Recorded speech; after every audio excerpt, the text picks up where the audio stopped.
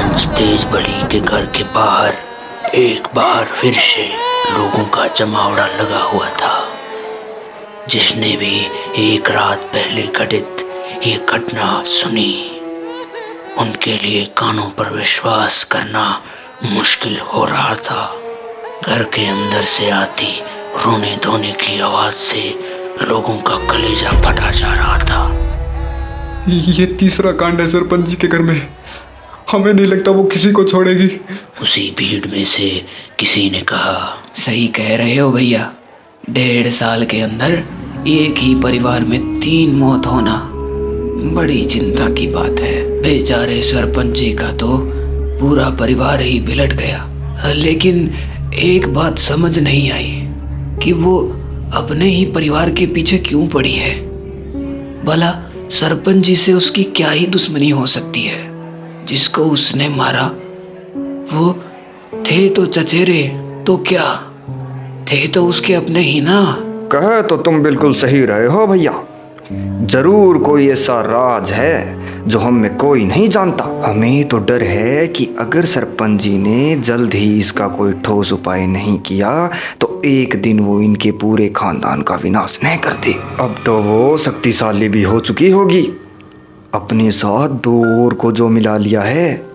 मिट्टी जा चुकी थी। सब अपनी अपनी सहानुभूति, अपनी अपनी राय प्रकट कर अपने घर की ओर निकल गए थे। इस घटना से तेज बली सिंह का पूरा परिवार डर गया था। सभी के मन में दहशत घर कर गई थी। वो यही सोच सोच कर हलकान हुए जा रहे थे। न जाने अब अगला नंबर किसका होगा। आप कुछ करते काहे नहीं? आखिर कब तक ये तमाशा चलता रहेगा? 2 बच्चे निकल गई हूँ हमार। न जाने अगला निशाना किसको बनाने की सोच रही है। तुम्हें याद है रमेश की माँ? जब रमेश मरा था तो हम एक तांत्रिक को बुला के लाए थे और फिर कैसे उस तांत्रिक को अपनी जान से हाथ धोना पड़ा था। ये इतना आसान नहीं है जितना तुम सोच रही हो। इसके लिए हमें किसी ऐसे की तलाश करनी होगी जो इससे भी ज़्यादा शक्तिशाली हो और आसानी से इसे अपने काबू में कर सके। तुम बस थोड़ा धीरज धरो। अरे कैसे धीरज रखे रमेश के बाबू, जिसकी गोद उजड़ गई हो, जिसके 2 फूल जैसे बच्चे 1 साल के अंदर इतनी दर्दनाक मौत से मारे जा चुके हो। उसे आप धीरज रखने को कह रहे हैं। इन सब के जिम्मेदार आप हैं। आप ही ने हमारे दोनों बच्चों की जान ली है। हम आपको कभी माफ नहीं करेंगे, कभी नहीं। गुड़िया की मौत को 2 दिन बीत चुके थे। रात के 1 बजे का समय था। तेज बली का सारा परिवार गहरी नींद की आगोश में जा चुका था। लेकिन तेज बली की आंखों से नींदें कोसों दूर थी।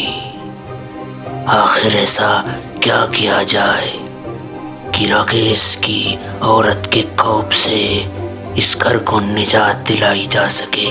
वो आंखें मूंदे तेजी से अपना दिमाग दौड़ा रहे थे कि तभी उनके कानों में एक मीठी लोरी की आवाज आती है। हमरे मुन्ने का सुला जा, कहीं दूर गगन से आ जा। हमरे मुन्ने का सुला जा। ये तो वही लोरी है जो राकेश की औरत अपने बच्चे को सुलाते समय गाया करती थी।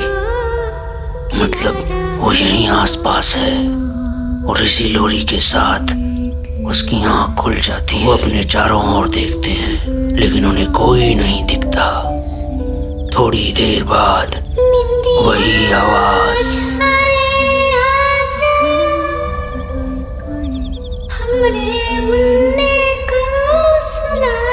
और ये आवाज पहले की तुलना में कुछ तेज थी। उन्हें आभास हुआ कि ये आवाज दालान से आ रही है। वो सहमे सहमे से दालान की तरफ देखते हैं। मध्यम रोशनी में उन्हें कुछ साफ साफ नहीं दिख रहा था। वो बगल में रखा अपना चश्मा पहनते हैं और फिर से दालान की तरफ देखते हैं।